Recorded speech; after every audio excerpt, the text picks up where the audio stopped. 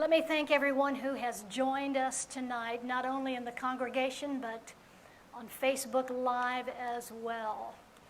We are going to continue on our series of teachings on the mind-brain connections. Go figure. You figured that out, right? Before we gather together. Let me just say, there are some new books over here, on my left over here. One of them is No Penal Substitution. The other is Original Sin versus Original Blessing. And there's actually 2 volumes to No Penal Substitution. It's the old books. I still have not got my shipment of the new books. Did you get yours? You got yours. But I'm going to be ordering, I haven't ordered them yet either, but I'm going to be ordering the No Penal Substitution for those that would like Volume 1 and Volume 2.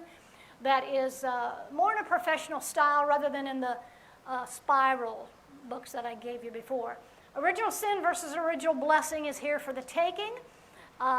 You can have them free of charge as long as they last. I'm still going through finding some mistakes in them, and so that's why I haven't ordered a big shipment. So those of you who are visitors here, you may take those, and the home folks later can get yours once we get the next shipment, if you don't mind. So all of those that are here, I don't think you guys have them, Carol and Bob, the Original Sin versus Original Blessing. You do? Oh, you have that? In the spiral? Okay, so there's a new book that's not in the spiral, the small book.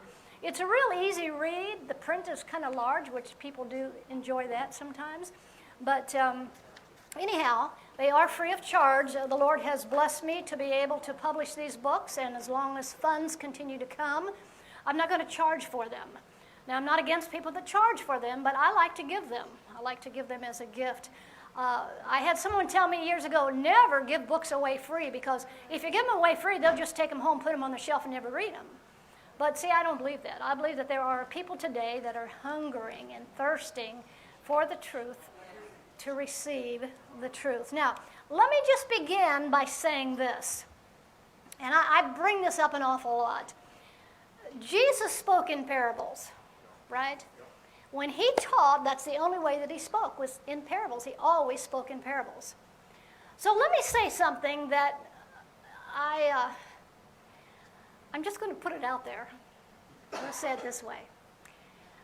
I believe the Bible is a spiritual book. Now, I know the book, Esoteros, book Revelation chapter 1 talks about or chapter 5, the book within, which is esoteros in the Greek, which is the book within us. It's written in our heart. It's within us.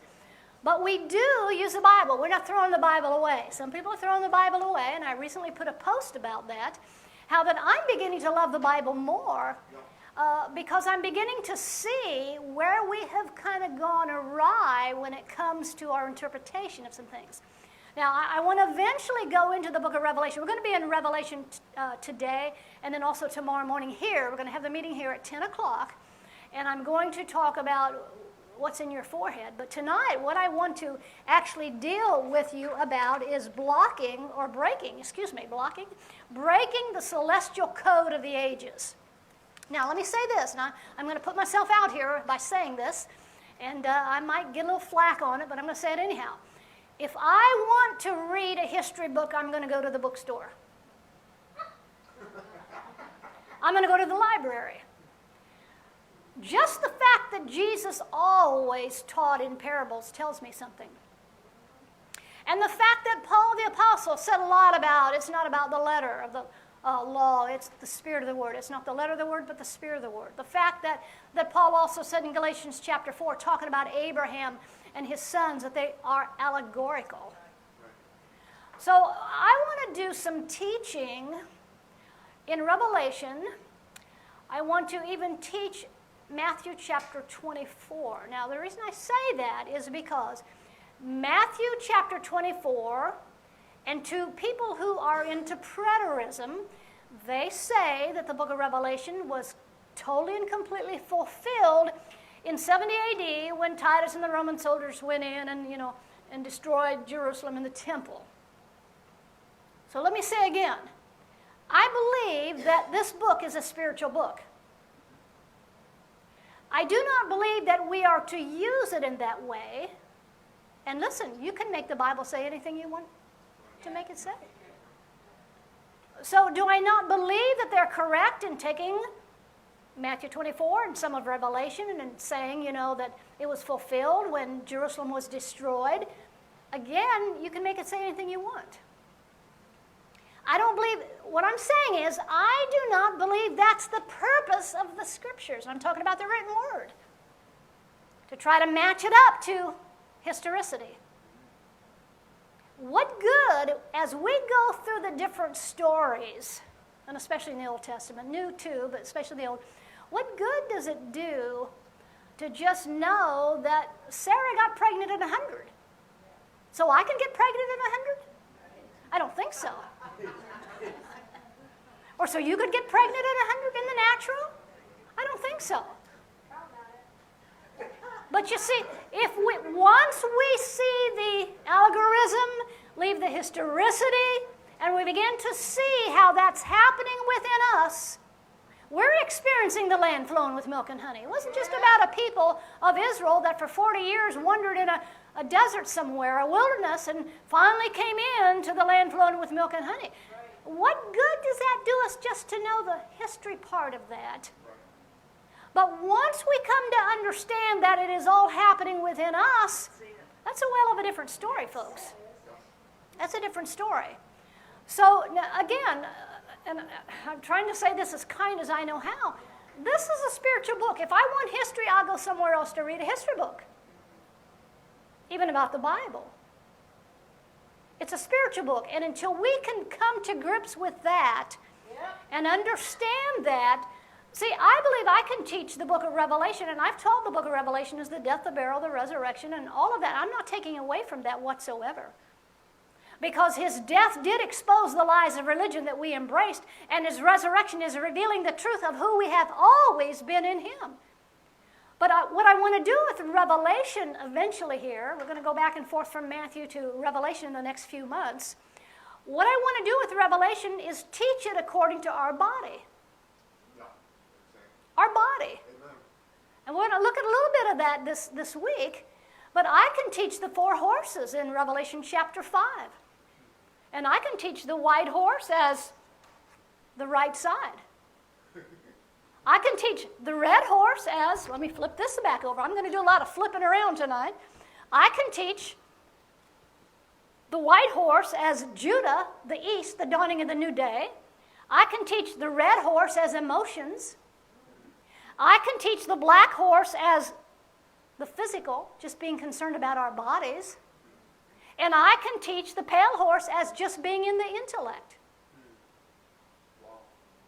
I can teach the reed that John was given to measure you, the temple, as the 7 energy fields of the body. I can teach the 121,260 days, I'll get it right in a minute, when the woman birthed the man-child and she went out into the wilderness. What was the 1,260 days? Or what was the 1,260 days of the 2 witnesses of Revelation chapter 11? Well, when you do the math, 1 plus 2 plus 6 plus 0 is 9, and so you have consciousness. Now, let me say something about consciousness, and we're going to see this a little bit later. Man, we've always taught that 6 is the number of man because he was brought forth physically on the 6th day. But let me just say this. The number of man, which I'm going to show you later, is 9. Because it talked about 666, which is the number of man, and 6 plus 6 plus 6 is what? 18. 1 plus 8 is 9. So the number of man is not just 6 in the natural, yes, but spiritually, the number of man is 9 because, listen, man is consciousness. Where would we be if we were not consciousness? Well, we wouldn't have any life. We wouldn't be experiencing anything of spiritual life whatsoever. So man is consciousness. Now, what we're looking at is taking, let me flip this around again, we're taking the seed thoughts of Christ from the right side, exercising in the single eye, but specifically we're bringing the Christ mind, that seed, that sperma, from the masculine principle of our being to the feminine principle of our being. And what are we doing? We're sowing those seeds into our individual awareness so that Christ consciousness on the right side is being brought to the individual consciousness on the left side. Now, as I said, God gave us the left side. Nothing wrong with the left side. There's a part of the left side that has never been touched by man whose breath is in his nostrils, and I call that the virgin consciousness. But what the problem is with the left side is the thoughts that we think out of the five senses from the left side. Because you see, the five senses are in our body and they flow to our brain, you see. And so we allow this, instead of submitting the left side to the right, what we do is we begin to judge things by the way it feels, the way it looks, the way it smells, the way whatever, you see. But there's nothing wrong with the left side. You need intellect and you need reasoning ability. The left side is what keeps you from touching a fire and burning yourself. That natural reasoning. So we need the left side. Nothing wrong with the left side. But it's the thoughts that we allow to come out of the left side because the five senses are connected to the left side. God gave you five senses, but not to operate out of, in and of themselves, but to submit them unto the right side or unto spirit. Now, let me say this. Jesus, in showing the importance of our individual consciousness, did a parable in Matthew chapter 13 and also in Mark chapter 4. And what he said in that parable is, if you understand this parable, you'll understand them all. And I'm going to go so far to boldly say, if we understand the parable of the sower sowing the seed, we will understand the whole Bible, not just the parables. Because what was Jesus depicting when he taught about the sower sowing the seed? He was talking about the fact that if you want a harvest, then you've got to sow a seed into the left side. You've got to take the sperm from the masculine principle, and you've got to bring it to the feminine principle. And it's not something he's going to do. It's something we do as we put on the mind of Christ, as we exercise the single eye, as we turn within through our meditation. It swallows up all of the thoughts then from the left side that we may be thinking at that time. So if we understand that if we want to birth the nature of Christ, if we want to birth fruit that remains, the parable of the sower gives us the truth about the fact that we will never birth the nature of Christ, we'll never have a harvest unless we sow the seed from the right side to the left side. Now, there were 4 different conditions of the ground back in Matthew chapter 13 and in Mark chapter 4. I'm not going to turn there, but it talks about the stony places. Now, I liken the stony places, let me turn this around again. I liken the stony places to the emotions, because they received the word, received it with joy, and then persecution came, and emotions caused them to not allow that seed to be birthed into the feminine principle. And then there were thorns, and I see the thorns as the physical part, when we're just down here, the south, the physical part, where we're just interested, in me, myself, and I.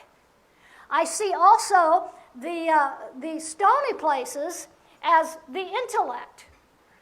And there wasn't enough ground to sustain the seed that was sown there. If we're just all about intellect and memorizing Scripture and just having head knowledge, that's not good ground. But then he talked about another level or condition of the ground, and the ground was the good ground, and that's over here on the east side.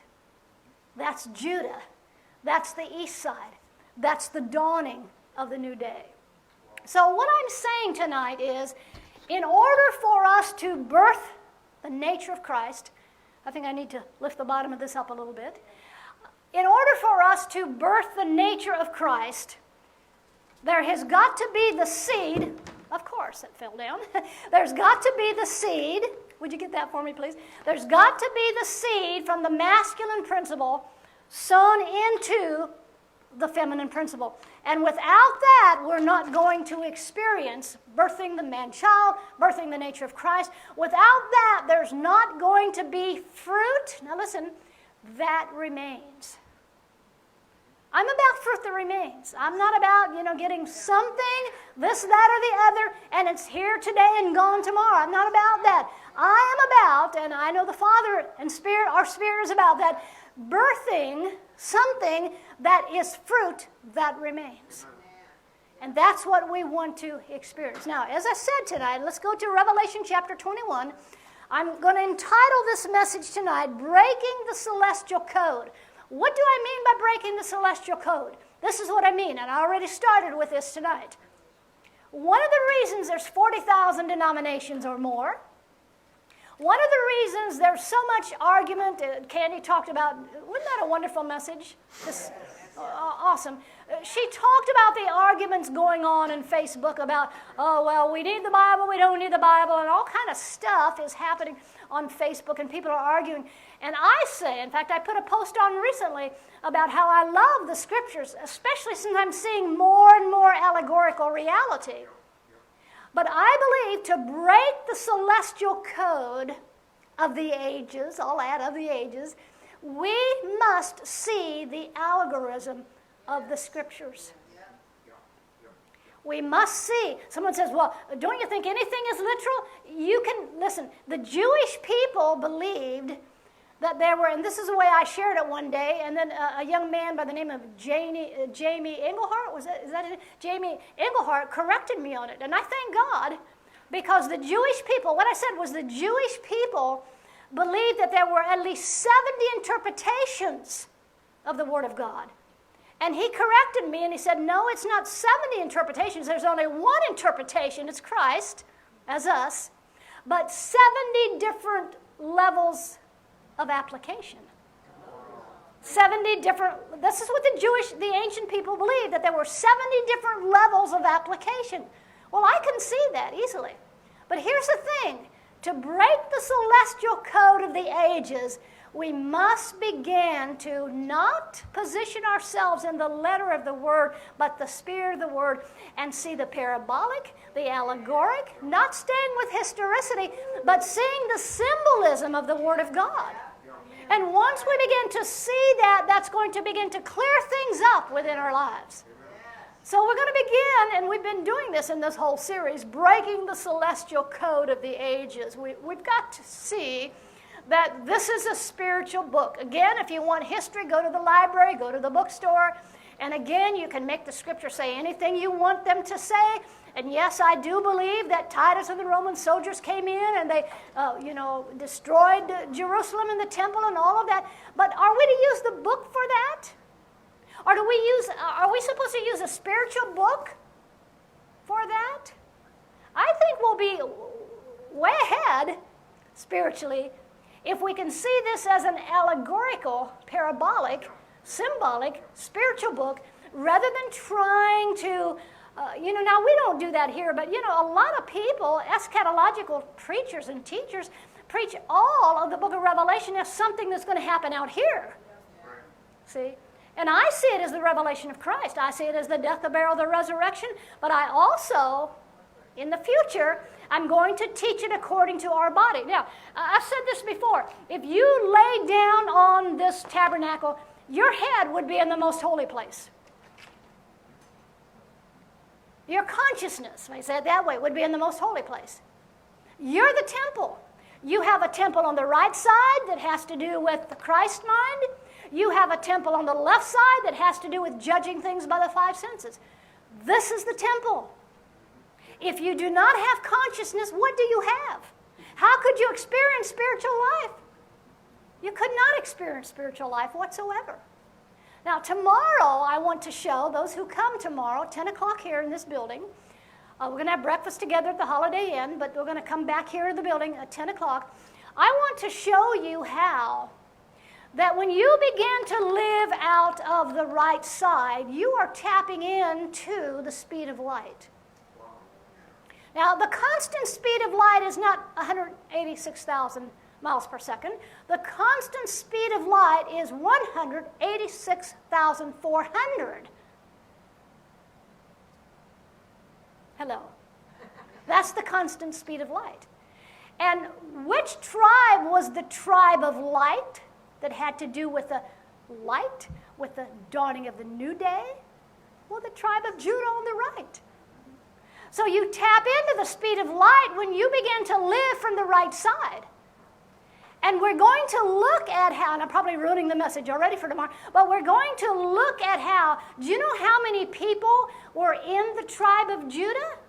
186,400. That's how many people, and we're going to look at it in the scriptures. And someone says, well, where did you get all this stuff about, and let me turn this around again without tearing everything up. Where did you get all of this stuff by putting Dan on the top and Reuben on the bottom and Ephraim on the west and Judah on the east? Where did you come up with that? Numbers chapter 2. And we're going to look at that in the morning. But the main thing that I want us to see is that the number of people that were in the tribe of Judah, which has to do with the dawning of the new day or light, has to do with us drawing. Where was Judah? On the right. The dawning of the new day. Anytime you look north, what is on the right? The east.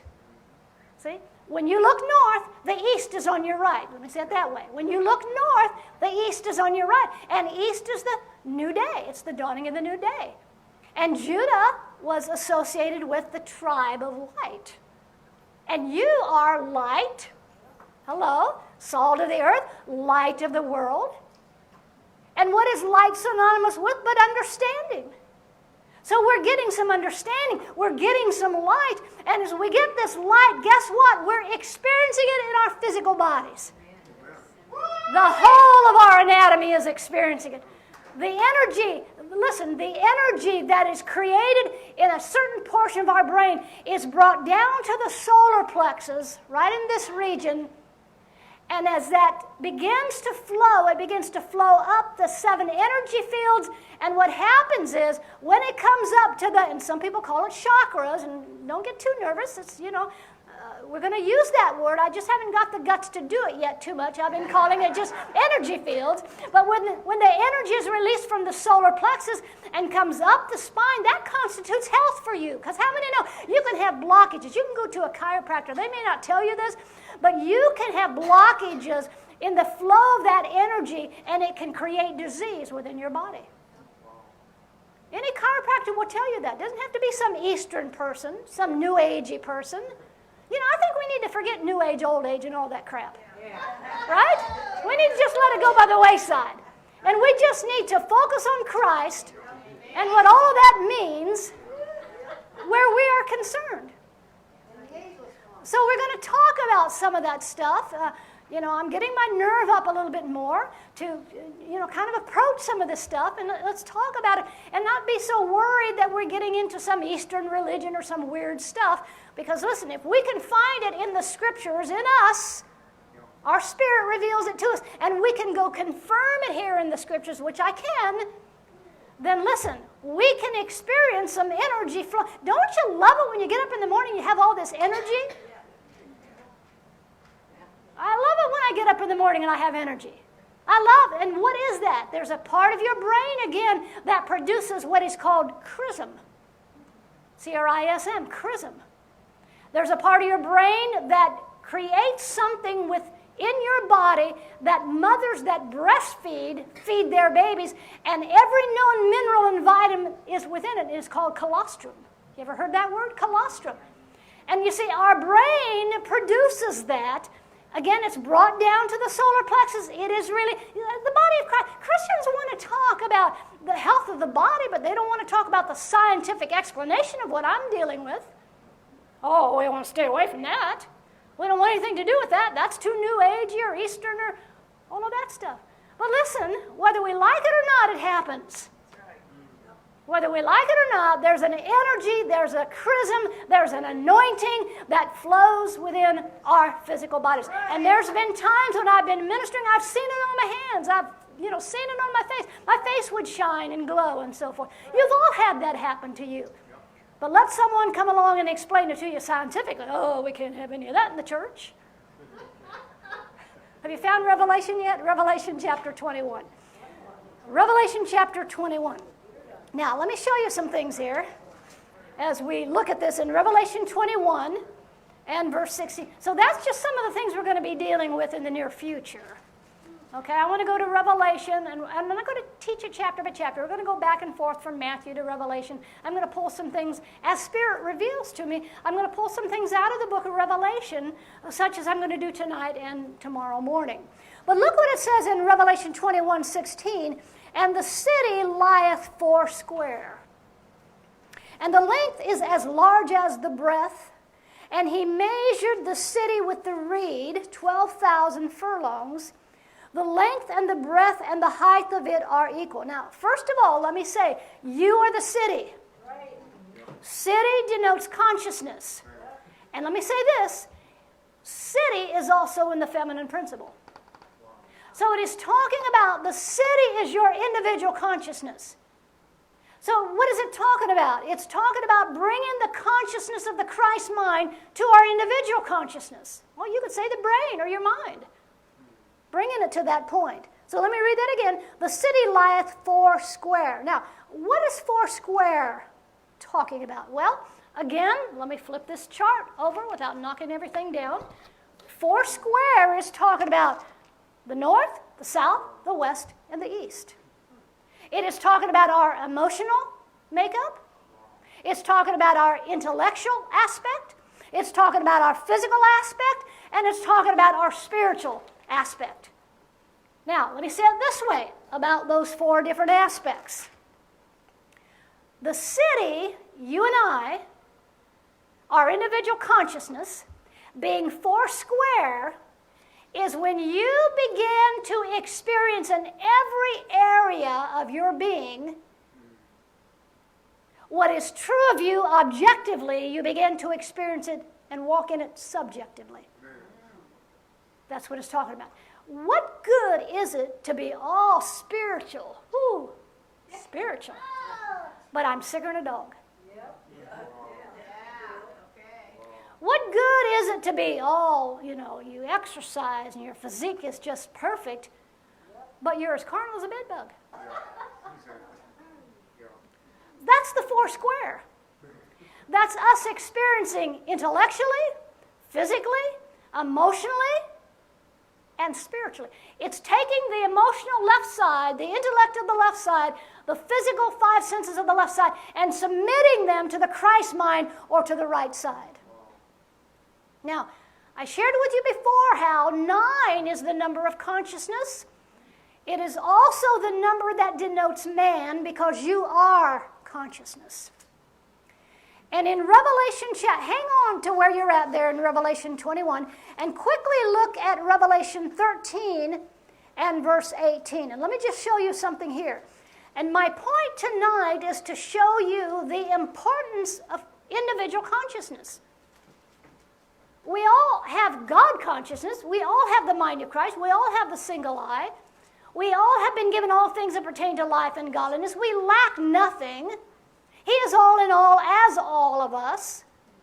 So objectively, we have no lack, but because we don't sow that seed into our individual consciousness, we're not subjectively experiencing it. It's true of us, but we're not subjectively experiencing it. So what I want to show you tonight is how many places and how important the individual consciousness is if we want to ever birth the nature of Christ, if we want to experience fruit that remains.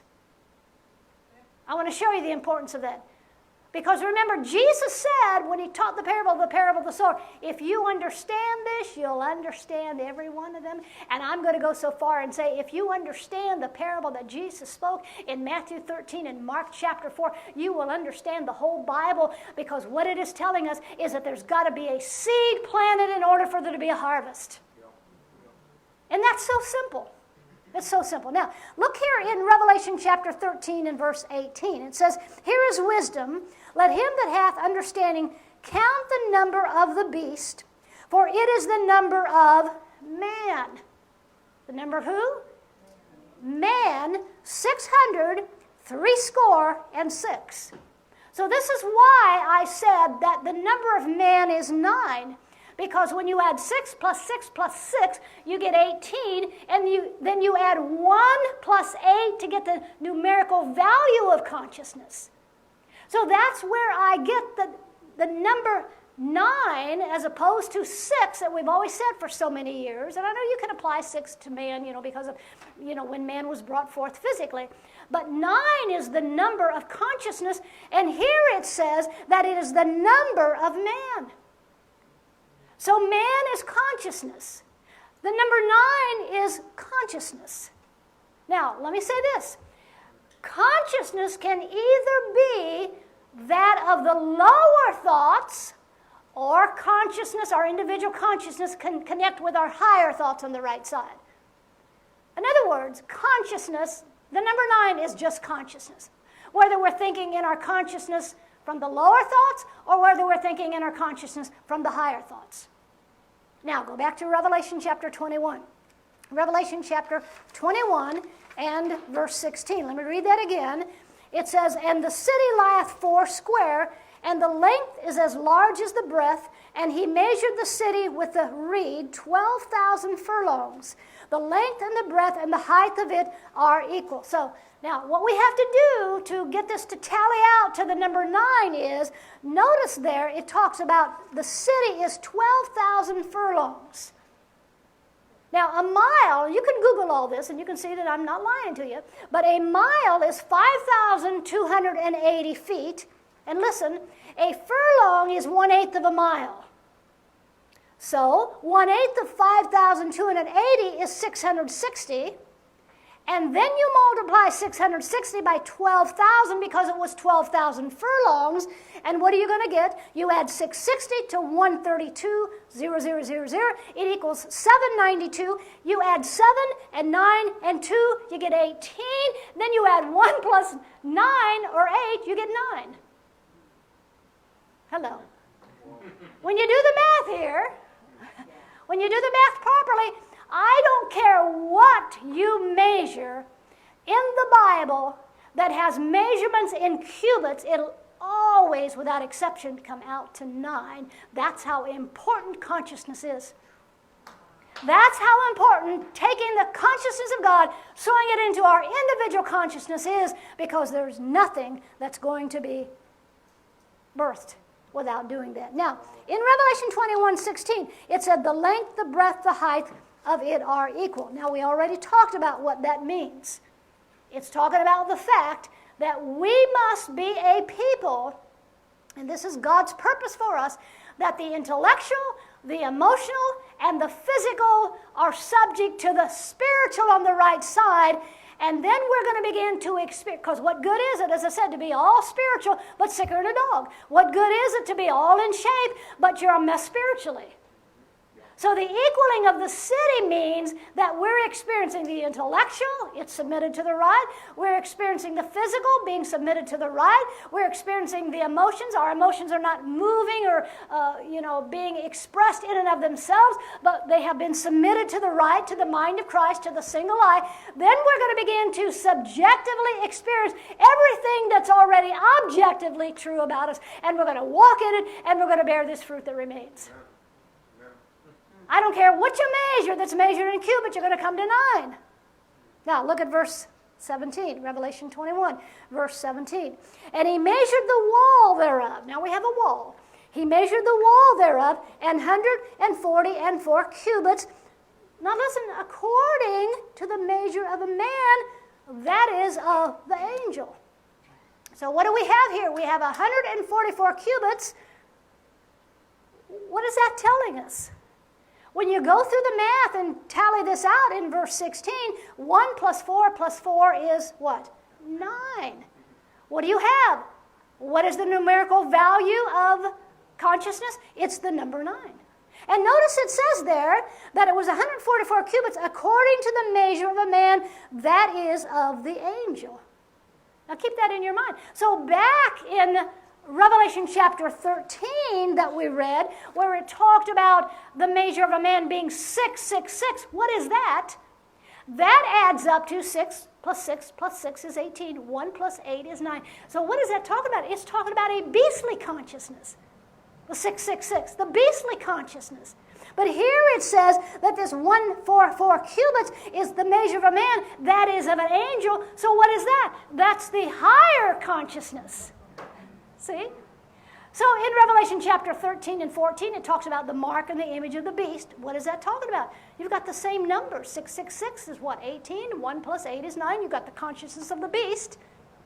And now here you've got in Revelation, or in verse 16 of Revelation 21, it says it's according to that of a man and of an angel. So you've got the thoughts in your individual consciousness. You've got the higher thoughts as opposed to the lower thoughts. See? Isn't that interesting? I don't care where you go and you measure things. Now, go back to Revelation 13 and verse 18. Go back there again. Hang on to Revelation 21. But back here in Revelation 13, 18, it says, here is wisdom. Let him that hath understanding count the number of the beast, for it is the number of man, and his number is 666. And again, we've already told you what that is. 6 plus 6 plus 6 is 18. 1 plus 8 is 9. And so that's the beastly consciousness. That's you being led by your emotions in and of themselves. That's you being led of your intellect in and of itself. That's you being led by your 5 senses in and of themselves. That's the beastly thoughts. See, your individual consciousness is just judging things by the way it looks and the way it feels and the way what the doctor says and what man says and blah, blah, blah. But then when you get to this other one, it talked about the fact that it's according to the measure of a man, that is of the angel. So what is that angel talking about? Again, it's talking about the higher thoughts in our consciousness. Got it? Amen. Now, go to chapter 14 of Revelation. Now, here we find a people that are singing a new song. Singing a new song, and it uses the word lamb, and in the Greek it's lammakin.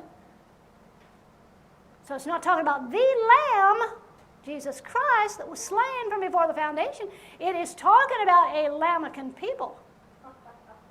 That's what it's talking about. Revelation chapter 14, verse 1. Notice what it says. And I looked, and lo, a lamb, or lammakin, stood on the Mount Zion, and with him 144,000, having their father's name written in their forehead. So here we go again.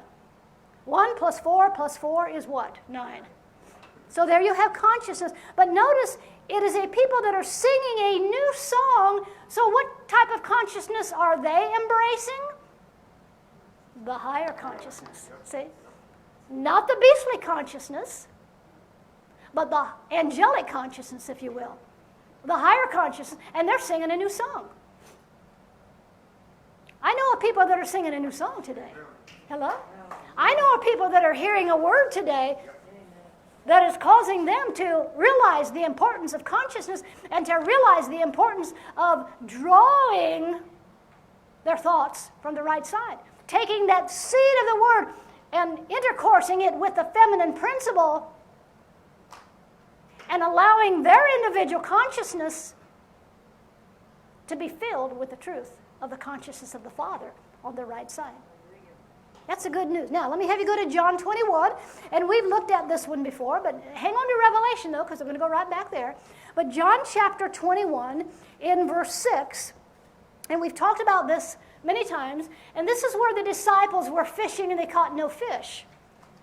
In fact, they fished all night. And I've said to you before, this parable is not about fish, literally. It's not about a ship, literally. It's not about the disciples not catching any literal fish. It's not about that. It is allegorical. Fish means wisdom. God thoughts from the right. That's what fish means. See, you see, Jesus is associated with fish all the time. You know, he told them to go, catch a fish and they'll find tax money and all that. Fish have to do with the wisdom of God. Fish have to do, we talked about this with Jonah being swallowed up. There was a storm and he was swallowed up by the whale or by the fish. He was swallowed up by the wisdom of God or the God thoughts. And it's caused the storm to cease. But I can't go there tonight. But look what it says there in verse 6. Jesus told them to take their nets and cast them to the right side. And when they did, it says that they caught so many fish. One place it says the nets break, but that's not true. They caught 153 fish. Why not 149? Why not 150? Roxy, why 153? Because it had to add up to consciousness. 1 plus 5 plus 3 equals consciousness. So what did they catch? And they caught so many, it says there in John 21, I think it's verse 11, it says there that their nets did not break. They had 153 fish. That's a whole lot of wisdom in God thoughts. They were successful in their fishing trip, you see. And again, 1 plus 5 plus 3 has to do with 9, consciousness. So what is this whole thing about where Jesus comes upon them and they'd been fishing all night and never caught a thing? It's about catching the wisdom of God. See, I don't care what I minister to you, it's just going to be a nice little fancy message until you catch it. And when you catch it, on the inside, you see, you caught some fish. 153 fish, to be exact. In other words, something has been deposited into your individual consciousness on the left side. Now, go back to Revelation 21 and verse 17. Revelation 21, verse 17. And notice here that the number, which is 9, is according again to the measure of man, which is the number of consciousness, as we've already said. But then he adds this added aspect to it, that is of the angel. Again, let me repeat that. 666, the image of the beast, the mark of the beast, in Revelation chapter 13, I'm thinking some in 14, is talking about beastly thoughts. See, that's why in the Old Testament God was never into killing slaughtered animals. Was never into that. Jeremiah, it says that, when they were in the wilderness, the children of Israel were in the wilderness, he said, I never spoke to you about sacrificing animals. David himself said when he was repentant and was confessing of his sin with Bathsheba, he said, I know that you don't want an offering. What you want is a contrite heart. See? And when Jesus talked about the parable, of the sower, he said the ground is the heart. It's the individual heart / awareness / consciousness. That's what it is. And it has to be sown there. So Revelation 21 and verse 17, where it talks about that which is of the angel, it's simply talking about the higher thoughts as opposed to the lower thoughts. Now, what is it talking about there? It's talking about 144,000. Now, I know we've heard all kind of stuff about 144,000. Well, it's 144,000 Jews, 144,000 Jehovah's Witnesses, all kind of stuff we've heard about the 144,000. But add 1 plus 4 plus 4, and you get 9. It's talking about people with the consciousness of the angelic word, the Christ mind, that sing a new song. See, and the 3 zeros there, 0, 0, 0, is just infinity. Eternality. So it's the consciousness of infinity that the people have. It's the consciousness of the unlimited realm, the isness, the asness of the Father that they're walking in. Now, let me give you another. Let's go back to Genesis chapter 6. And as I said, I don't care what you measure in the Old Testament, if there are measurements that were given in cubits, every one of them speak to us of consciousness. What is a cubit? Anyone know how long a cubit is? We've already stated, but a cubit is 18 inches. So what you do is you take, now let me go back to this, and I know I did this before, but before we read there in Exodus, let me talk about, and I had these, I think the last time we got together, I gave you these, the dimensions of the furniture of the tabernacle. Remember me talking about that last time we got together? Now, every piece of furniture is you and I. I mean, you've got the brazen altar, you've got the brazen laver, the candelabra, the table of showbread, you've got the altar of incense, and you have the ark of the covenant with the cherubim on top. Every one of these measure out to be consciousness. Now, they're us, because why? Consciousness, man is consciousness. So let me just show you this once again. The brazen altar, now remember, what is a cubit? 18 inches. So the brazen altar was 5 cubits high, okay? 30 cubits long. So what do? You take 5 times 18, you get 90, and then the 30 times 18 is 540. So you add 90 to 540, you get 630. What is 6 plus 3 plus 0? It's 9. That's what you get there. I don't care what you measure. Now, the candelabra had no dimensions, but still refers to consciousness, because the candelabra had to do with what? Gaining light and understanding. So what does that mean, the fact that the candelabra had no dimensions added to it? It's unlimited, infinity, eternality. It's the light that we can receive in our consciousness, in our individual consciousness, awareness, is what? Unlimited. And then there was another piece of furniture that had no dimensions, and it was the brazen laver. Now, what was the brazen laver? Well, the brazen laver has to do with where they laid the sacrifice. But we're the living sacrifice. So the brazen laver had absolutely no dimensions to it whatsoever. It represents the baptism of the washing of the water of the Word. And what is it that is washed by the water of the Word? Our consciousness. See, our awareness, and that washing is completely and totally unlimited. See? And then you've got the table of showbread. It was 2 cubits, so 2 times 18, because a cubit is 18 inches, is 36. 6 plus 3 is 9. So there you have consciousness. See, you are the table of showbread. See? The table of showbread is consciousness, and man is consciousness. Then you've got the altar of incense, 1 cubit long, 1 cubit wide. And then you take those, you add 1 plus 18 equals 18. 1 plus 18 equals 18 because it was twice. 2 times 18 is 36. So 18 plus 18 plus 36 is 72. 7 plus 2 is 9. So what do you have again? What do you have again? You have in the altar of incense that represents prayer and praise and worship. You are the prayer. Yeah. You are the praise. There's a scripture in the Old Testament, not sure where it's found. It says, we have become a praise unto him. We are a worship unto him. See? So you're the prayer when the consciousness is what? When the consciousness has been filtered through by the Spirit and you are seeing the whole earth full of the glory of God, you then become the prayer. When you see people walking in wholeness, they may have cancer, they may have diabetes, they may have all kind of diseases and all kind of issues in their physical body. When you see them whole, you have become the prayer to them. Amen. See? Why? Because your consciousness has been filtered, your individual consciousness has been filtered through by the Holy Spirit. Now, the Ark of the Covenant, you can do the same kind of compute. It'll compute out to 9 just as the rest of them. And then the tabernacle proper was 10 by 10 by 30, which is 900. Well, you drop the zeros because that's infinity and eternity, and you get 9. So you're the tabernacle. You're the temple, you see. So, see, as I said, I don't care what you measure that is measured in cubits in the Old Testament, you're going to come up to 9. Now, did you find Genesis? It's the first book of the Bible. Genesis chapter 6 and verse 15. Genesis chapter 6 and verse 15. So listen, the Bible gives us the truth, and specifically, this is why I say consciousness is everything. Jesus said, so when you sow that seed into the ground, you're going to get a harvest if you have proper conditions of the soil. See? And what was the good soil? The right side.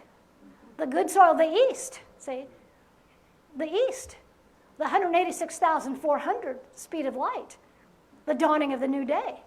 The 144,000 of Revelation 14, that is simply talking about a people that are walking in the consciousness of the new day, that are living from the right side as opposed to the left side. Now, here in Genesis, this is about the Ark of Noah. Now, let me just say, the Ark is consciousness. When you have a storm, and let's say you're drawing thoughts out of the left side, or what it looks like, feels like, guess what? Well, Jesus gave a parable, and he talked about the building the house. If you build your house on the sand when the storm comes, the house isn't going to stand. You build up on the rock of the right side. Come what may, your house is going to stand. You're the house. So you're the ark.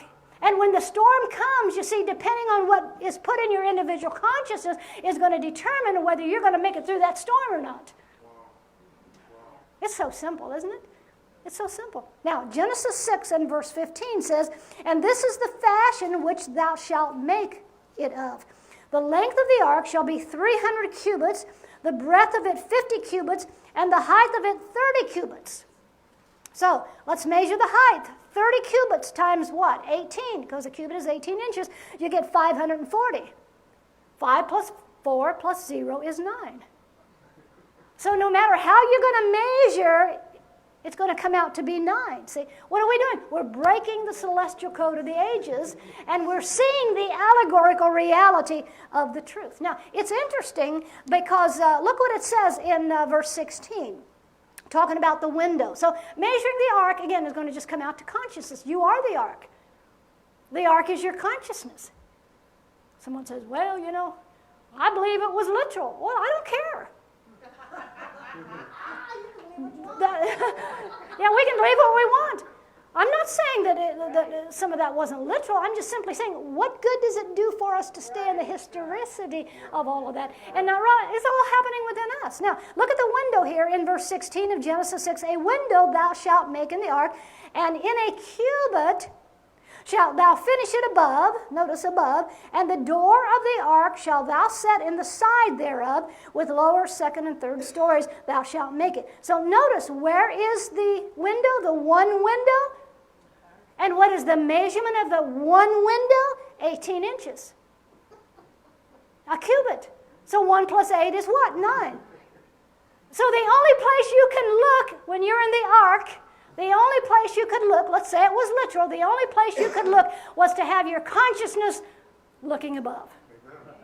See, so the only thing that we are, if we want to birth the nature of Christ and have fruit that remains, what we've got to do is we have got to always utilize this feminine principle or this individual consciousness by looking up or by looking to the right side rather than looking down. And especially when you're in a storm. Yeah, especially when you're going through some things in the appearance realm. You've got to look up. 18 cubits was the window. There was only one, and it was up in the top, in the ceiling, if you will. 18 inches, 1 plus 8 is 9. In other words, it's talking about consciousness. It's talking about consciousness. Now, go back to Deuteronomy chapter 3 and verse 11. Deuteronomy chapter 3 and verse 11. Now, this is talking about the remnant of the giants. And this is very interesting. Deuteronomy 3, verse 11. And I think this was the time of Abraham, if I'm not mistaken. And there were some giants that were left over after the battle. And it says there in Deuteronomy 3:11, for only Og, king of Bashan, remained of the remnant of giants. Behold, his bedstead was a bedstead of iron. Now keep this in mind, that iron here is allegorical of thoughts or your mindset. Iron, okay? Okay? So then it goes on to say, is it not in Rabath of the children of Ammon? 9 cubits was the length thereof, and 4 cubits the breadth of it, after the cubit of a man. Now notice again, after the cubit of a man. So meaning what? If this is going to tally out to be consciousness, it's the cubit of a man. It's talking about man and his consciousness. Whether man draws his consciousness from the God consciousness, the Christ mind on the right side, or whether he draws his consciousness from what he's seeing and feeling and tasting, the 5 sense realm, or the emotions or the intellect, and so forth. So let's do the math here. 4 times 18 is 72. 7 plus 2 is 9. Okay? What about the length of it? 9 cubits. 9 times 18 is 162. 1 plus 6 plus 2 is 9. So it all tallies out. No matter what you measure in cubits, it's going to bring you to consciousness. Why? Because we must plug into the consciousness of the Father, the Christ mind, view things from the single eye. How are you going to get rid of this over here from doing its own thing in and of itself? How are you going to take no thought, no anxious thought from the left side? It's only through meditation, which may take you a few seconds, that you turn within to the right side and allow your thoughts, the thoughts of Christ, the consciousness of the Father, to be filtered through the emotions and the intellect and the physical realm and so forth. So that you, the city, are 4 square. That which is true of you objectively will be walked in and experienced subjectively. Why? Simply because you have not judged things according to the left side, by intellect alone or emotion alone or 5 senses alone, but you have submitted that side to spirit over here on the right side. Now, go to 1 Kings chapter 6 and verse 6. 1 Kings chapter 6 and verse 6. And what we see here is the building of the temple of Solomon. And keep in mind, we are the temple. We are the temple. And also keep in mind that we just read in Deuteronomy 3, verse 11, that iron means thoughts. So what are we doing? We're building the temple.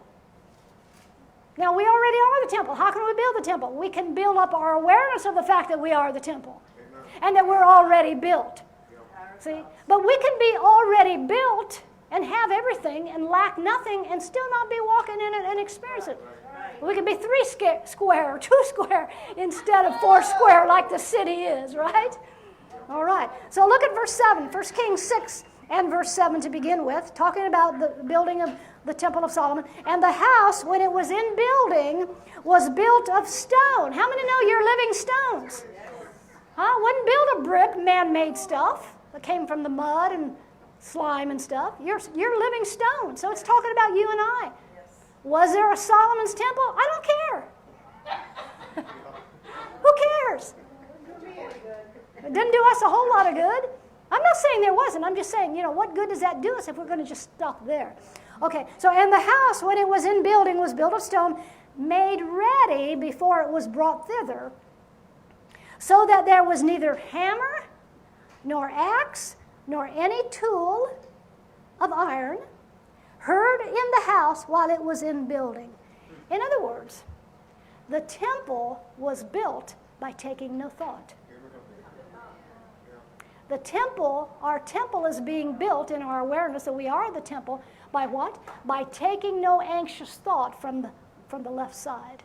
So we build our temple in silence. What is that talking about? You build your temple in meditation. That's how you turn within. That's how you find the ability to exercise the single eye. That's how you draw from the right side.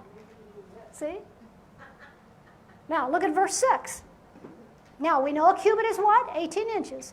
So look at verse 6.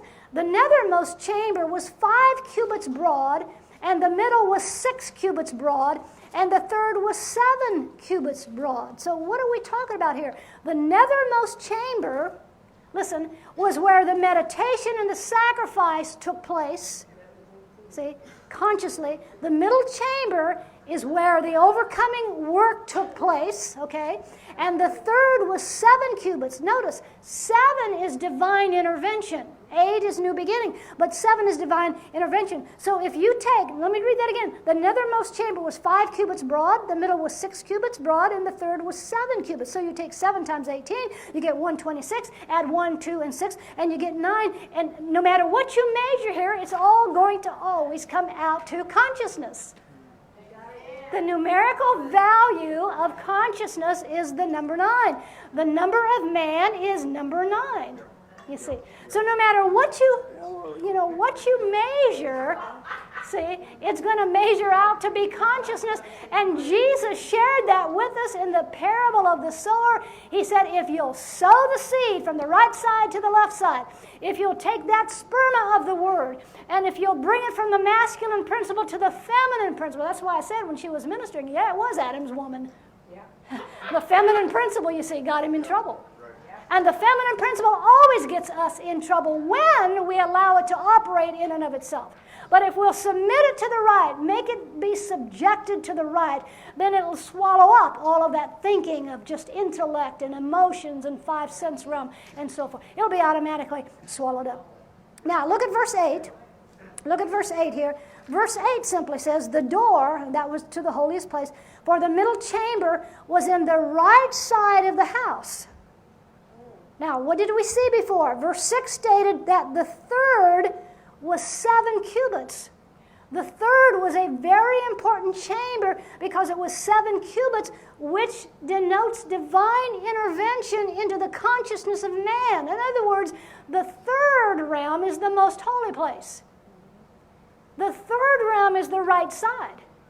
The third realm is the exercising of the single eye. The third realm is when we intercourse the masculine principle with the feminine principle. Now, let me read that again, verse 8. The door for the middle chamber, or to the holiest place, was in the right side of the house, okay? The right side of the mind, and they went up with winding stairs. Now, let me just say this because, and we've talked about this before. What is this talking about? This winding stairway. Why wasn't it a straight stairway? Why a winding stairway? Because that's your DNA strand. And that's how the energy, listen, that is how the energy that is made in a portion of your brain, we'll do more on this later, that energy is manufactured in a portion of your brain. It is brought down the spine and it is housed in the solar plexus. And the longer we live from the right side, the more that energy is going to be released and go up the 7 energy fields. And when it gets to the 7th one, it throws open the right hemisphere in a greater measure. It begins to cause the pineal gland and the pituitary gland to work in sync together. And thus you have the flowing of the milk and honey within your physical body.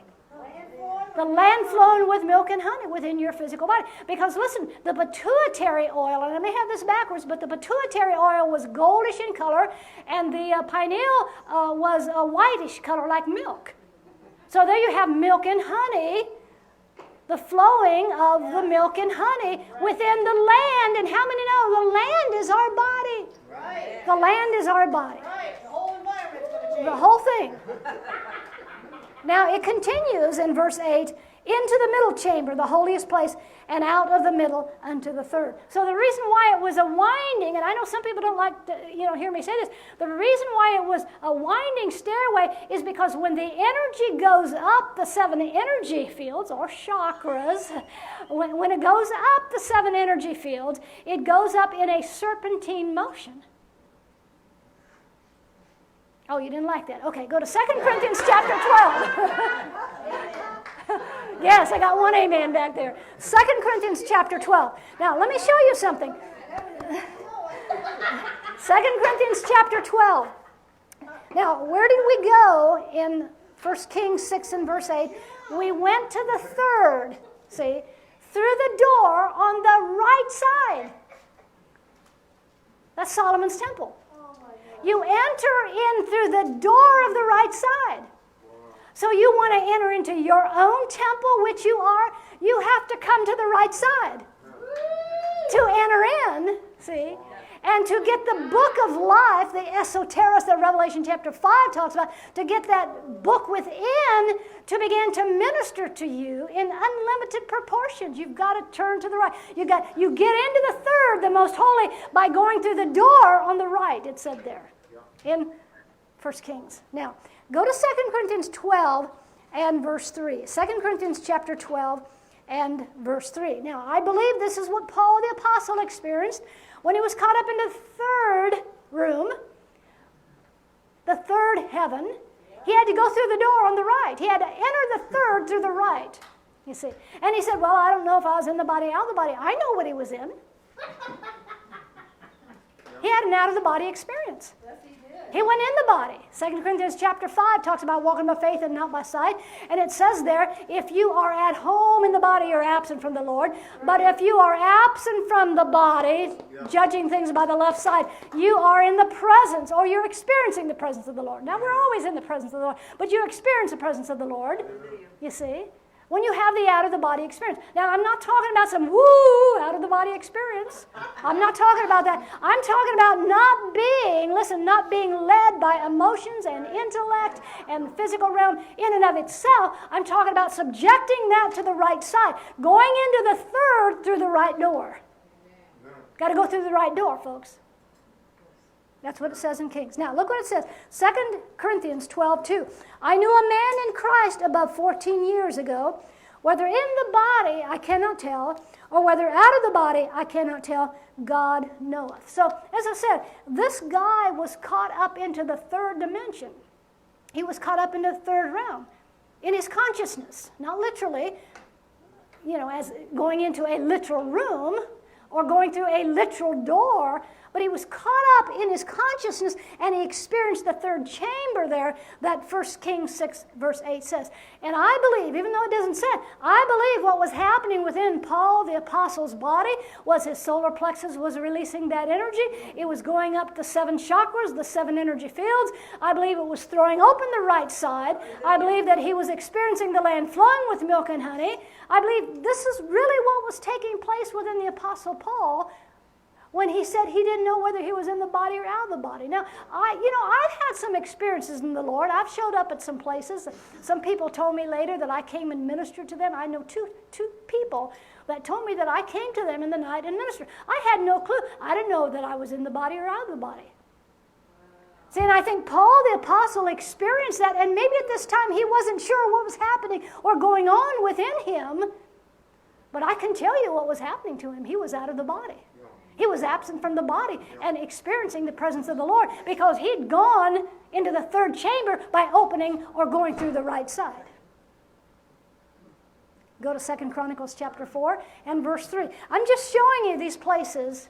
Just want to show you the importance of consciousness. Because I know some people said this is a bunch of malarkey. It's a bunch of malarkey, all this consciousness stuff. I read a post the other day that said, all these people that talk about, Christ consciousness, it's all New Age, and people that, say this and that, and he mentioned several things. And I thought, the guy needs a revelation. He really needs he needs to go through the third door, get into the third room by going through the door on the right side. You see?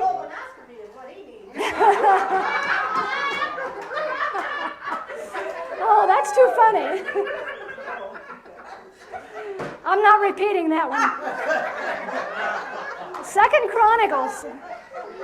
Hey, we're having a little bit of fun here tonight, aren't we? Hey, this is some good stuff. Now listen, 2 Chronicles chapter 4 and verse 3.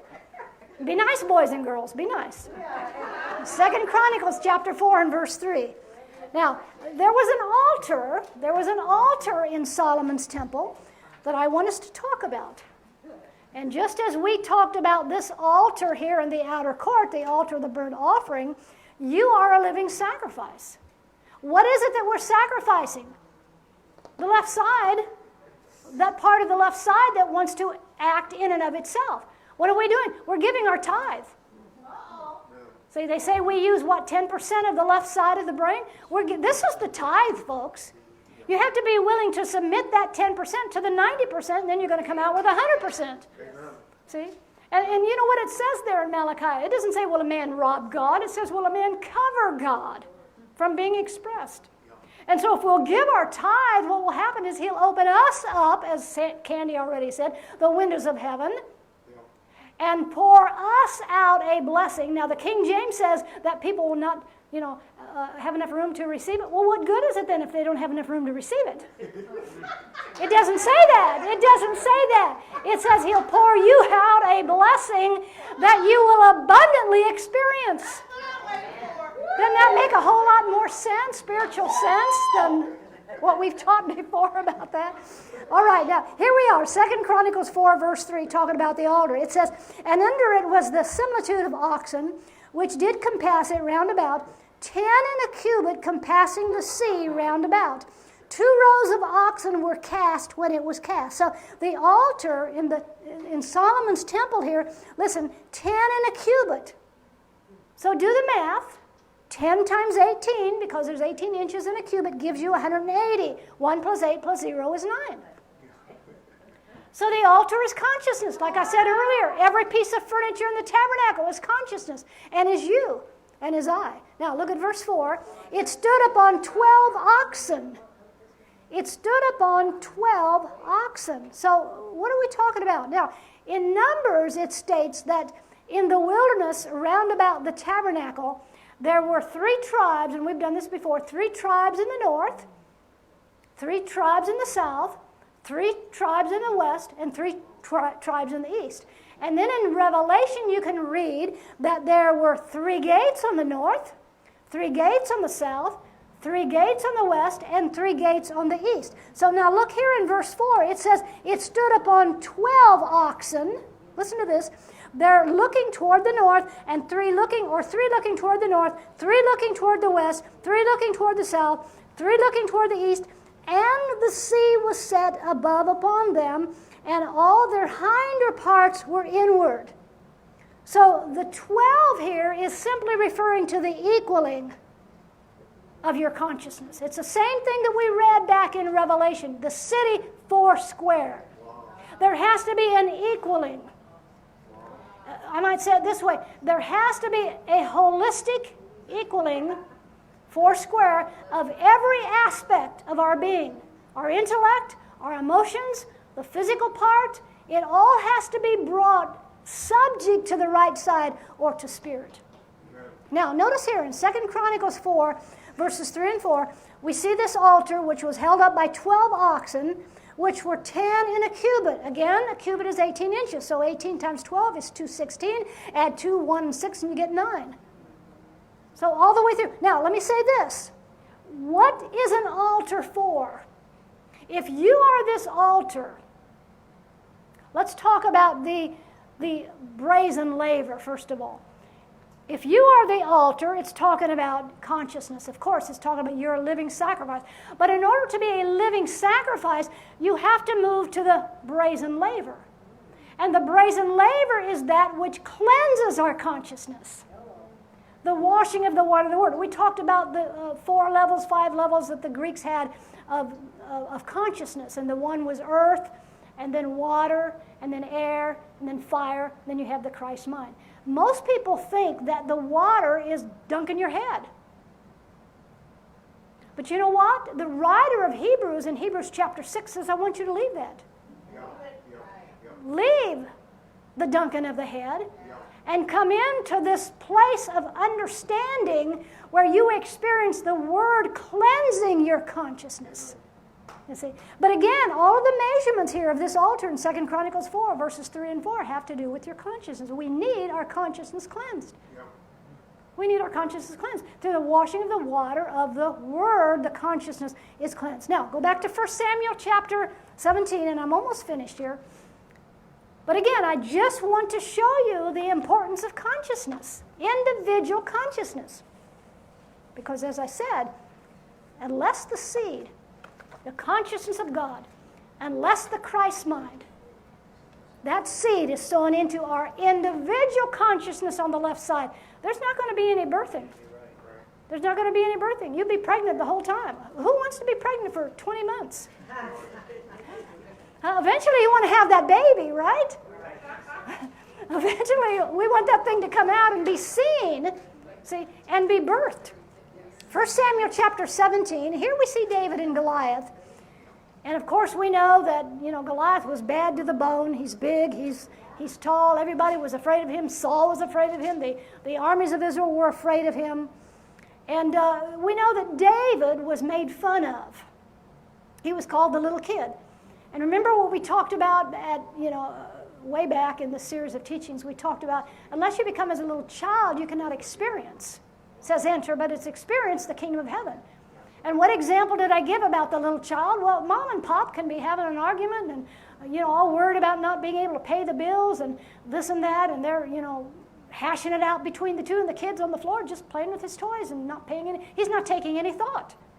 So David was likened to a little child, you see, that took no thought. And that is how he overcame where Goliath was concerned.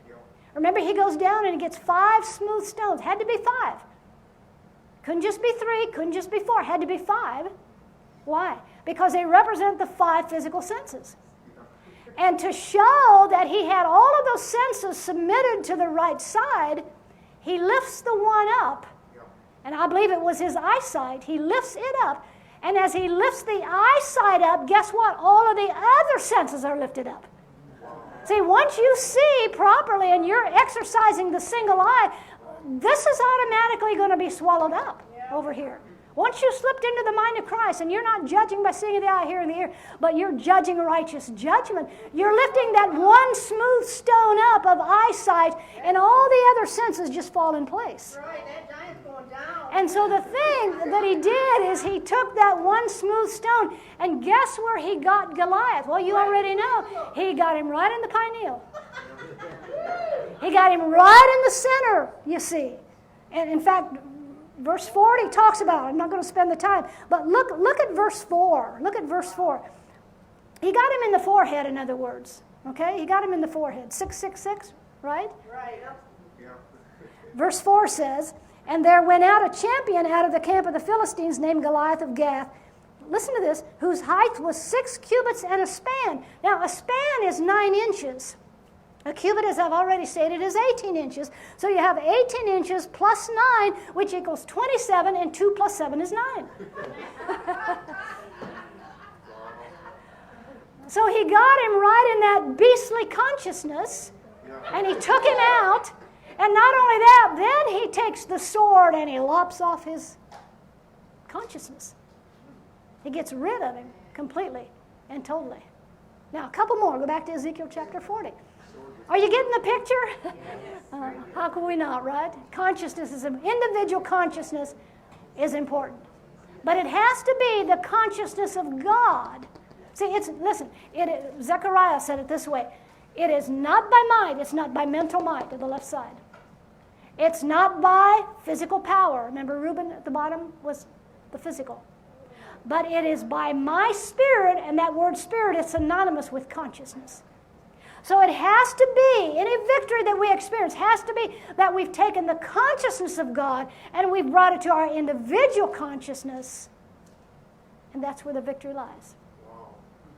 It's not by mental might, not by physical or material power, but it is by my consciousness, saith the Lord.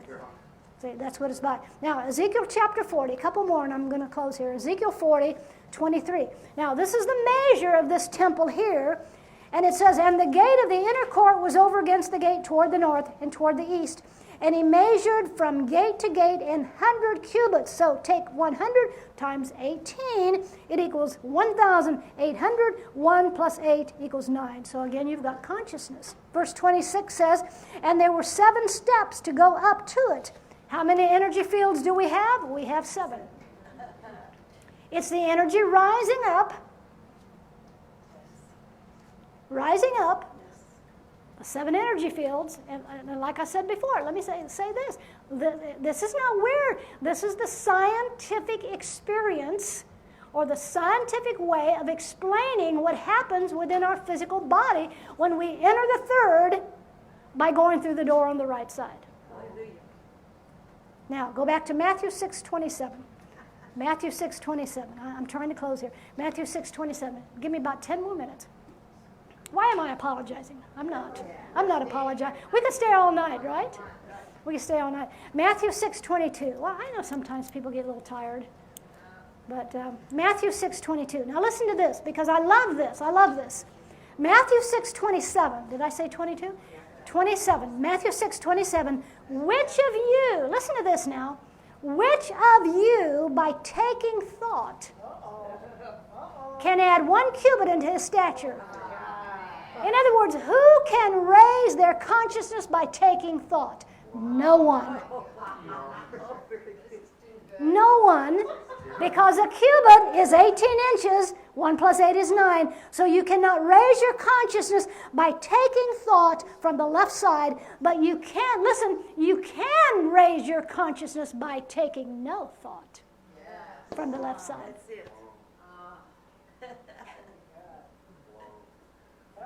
Hello. Back to Revelation 21 in closing. Revelation 21. Now, as I mentioned before, wouldn't it be absolutely ridiculous to fight taking no thought when taking thought is what got you in the mess in the first place?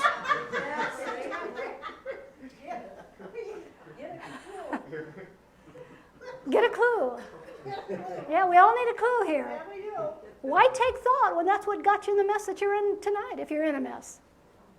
Hopefully you're not, but see, we take thought from the left side, and that's what Jesus was talking about.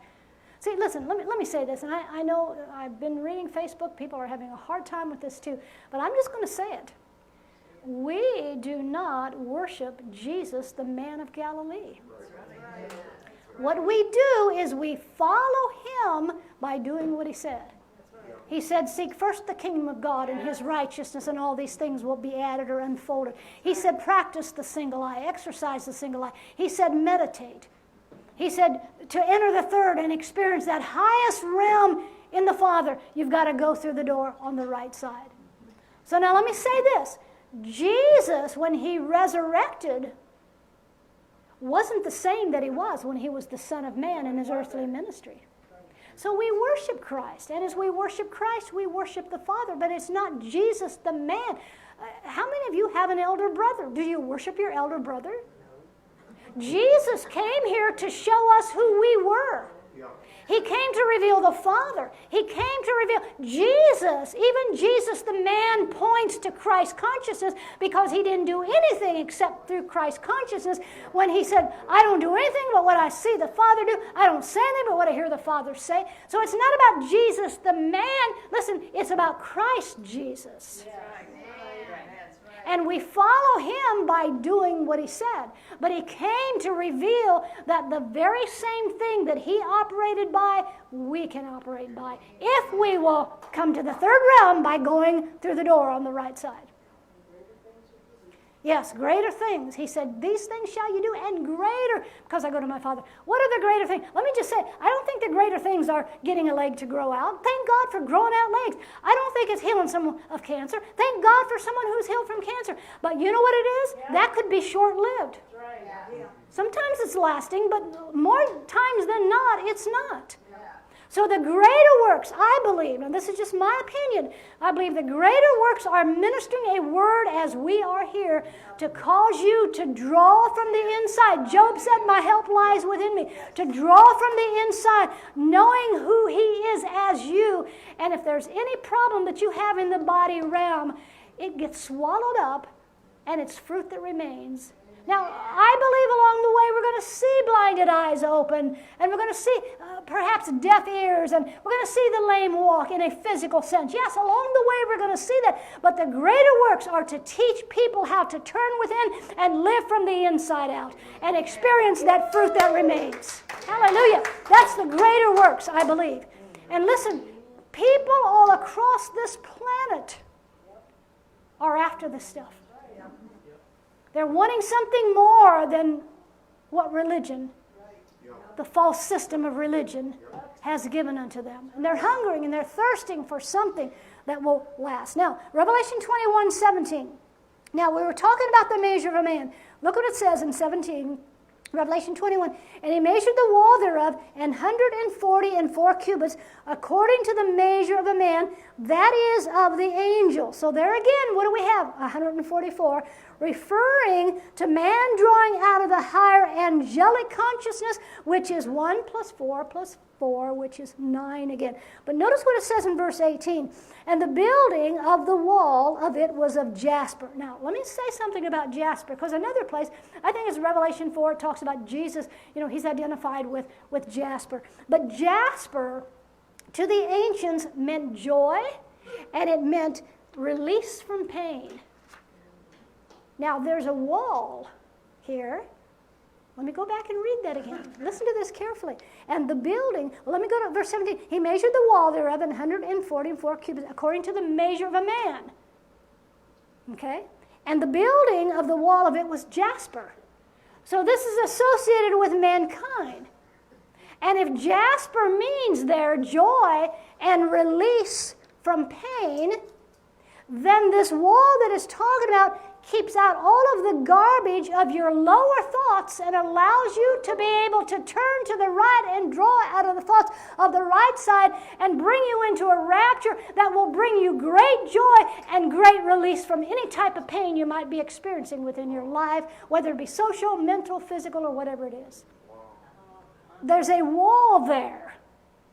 There is a wall there. And what is the wall? It's the consciousness. Now, verse 18 goes on to say, and the city was pure gold like unto clear glass. Now, pure gold there is the divine mind of Christ of the right side. Pure gold is the divine mind, divine nature or divine mind.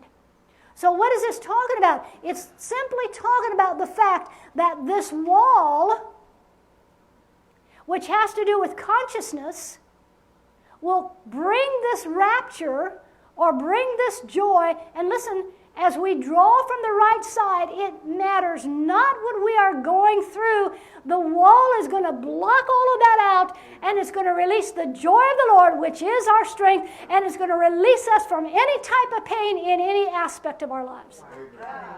It's simply by drawing again from the God consciousness, bringing it to the individual consciousness within us. One more scripture, 1 Corinthians 13 and verse 12. 1 Corinthians 13, well, maybe one more. 1 Corinthians 13 and verse 12. Now, as we go into meditation and we go into the city which is inside of us, we raise ourselves up to this divine consciousness, overriding the consciousness, the individual consciousness of the left side, and it takes us in then to the third heaven, as Paul experienced. By coming to the third realm or the third chamber, as we read in 1 Kings chapter 6, by going through the door on the right side. But now here's what I want us to see. We just read Revelation 21 and verse 18, which says, "And the city was pure gold like unto clear glass." Now look what it says in 1 Corinthians chapter 13 and verse 12. Now verse 13 says it this way. Let me read verse 13. It says, "For now we see through a glass darkly, but then face to face." Okay? Face to face simply means that you come square in contact with that which is spiritual, with that which is intellectual, with that which is emotional, and with that which is physical. You come in square in contact with all of those dimensions, not the intellect in and of itself, not the emotions in and of themselves, not the physical part of your being where the five senses are connected to in and of themselves, but you come square in contact with all of those different areas. And as you do, what happens to those different areas is they become spiritual senses. Hello, how many know, taste and see that the Lord is good? How many know you can taste Him, you can see Him, you can smell Him? It talks about the smell of a sweet savor.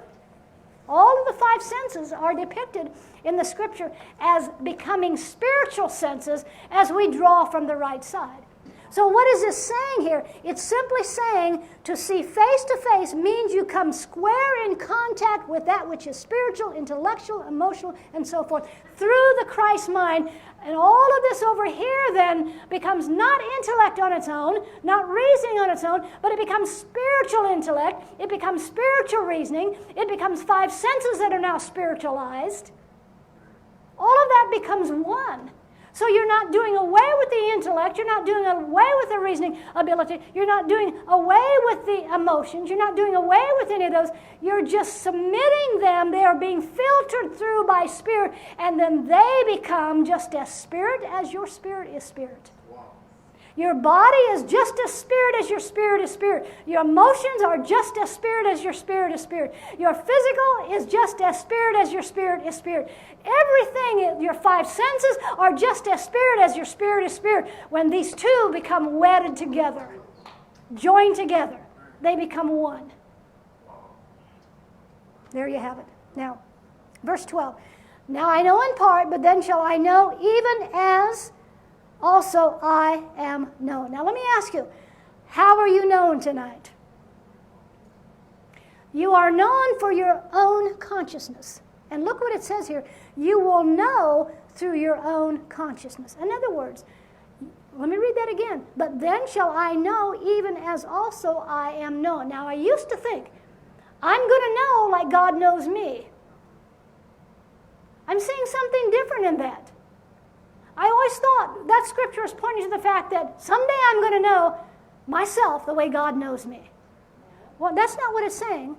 What this is saying is, let me read it again. "Now I know in part, but then when I draw from the right side, shall I know even as also I am known." In other words, the way I know myself as the isness, the I amness, the nowness, As I know myself that way, that is knowing him face to face. See? As I know who he is as me, that's a better way of saying it. As I know who he is in me, through me, and as me, as I know that, as I know who he is as me, as I know myself, as he manifested as me, as I know myself that he is the health of my body, that he is the wealth of my being, that he is my wine and he is my water and he is my all in all as me, that constitutes knowing him face to face. And listen, we're beginning to know ourselves that way.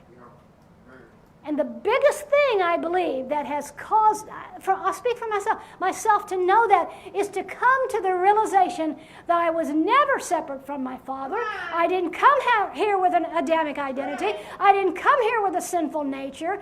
I thought I was that because I embraced what religion had taught me, what my parents had taught me, what my grandparents had taught me. I embraced all of that nasty religiosity, and I thought I was separate from him. And then add sin to the or sins plural to the equation. That makes it even worse. And as Colossians 1:21 says, listen, we were alienated or we had a sense of separation, and we were enemies or we were sinners only one place, and that was in our mind or in our individual consciousness.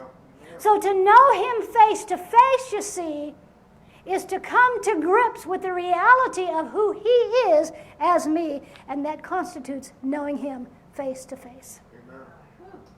Wow. So you're seeing him face to face. Listen, you're seeing him face to face is proportionate to your knowing your I amness. When you know who you am, I am that I am that I am. When you know who you is, when you know who you am, you are seeing face to face. How many want to see face to face? I want to see, I am seeing face to face. We are seeing face to face, thank God. Maybe not fully and completely, but we are. We are beginning to see face to face. And thank God we are. Because as we do, then the expression will no longer be, as Malachi says, covering God. But we will be giving the tithe, yielding that to the right side, using 100% of our brain. Yeah, using 100% of our brain. See, this is the 90%. This is the 10% that they say, whoever they say we only use. But when we give our tithe, the 10%, by submitting all of that over here to the right side, then he opens us up. We're no longer covering him, as Malachi 3 says, but we are being poured out. He's opening us the windows of heaven, and we have something to give to people. See, I'm convinced that the reason that we want to bear the fruit of love that we find in the book of Galatians chapter 5 is not so much for us, but for people to pick from and to eat from. Because the whole creation is on tiptoe looking for the manifestation of the sons of God. See? Now listen, these groaning creations have got to see it and experience it first. See? And once we begin to draw from this right side, from this Christ mind, call it what you will, consciousness of the Father, exercising the single eye, go into meditation, when something looms up before you and you stop, instantly stop so you don't react to that particular thing by giving it a power that it never really had. If we'll just turn within just for a second or two, that's meditation. See, I walk in a constant, and I'm going to say this, I'm going to toot my horn a little bit here. You thought I was going to say, I'm not tooting my horn. I'm tooting my horn. I almost walk constantly now in this meditative realm. And I'm finding that I'm walking in that dimension more and more.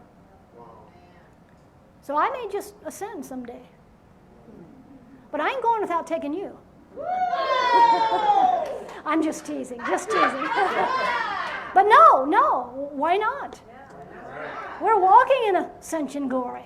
As I said, when we see the tribes of Judah and how they number 186,400, the speed of light, then you can understand why Judah was on the right side, the dawning of the new day, or the east. See? You can see. See, we're children of light. We're the salt of the earth. We're the light of Christ in the earth. But you know what? Because we haven't been taught properly, and it's not just we haven't been taught properly by people. We have everything within us. I mean, there's no excuse. We can't say, well, you know, my pastor didn't teach me right. Well, that's not going to hold a whole lot of water when we have everything within us already, you know. I mean, you know, I don't like the things I was taught in religion, but I'm not going to be blaming people and getting all bitter and mad about it. Come on. I needed those steps to come to where I am today. I love those people. Yeah, absolutely. You're 100% right. So, Father, we thank you for this people. Thank you for your presence. Thank you for our spirit that is ever quickening and making these truths alive within each and every one of us, that we may experience them, that we might be able to bring that which is within us from the consciousness of you to our individual consciousness, and that we might walk in this subjectively and be the light, be the salt that you said that we are. Thank you for this people. Thank you for the revelation. We bless you. We honor you. We thank you.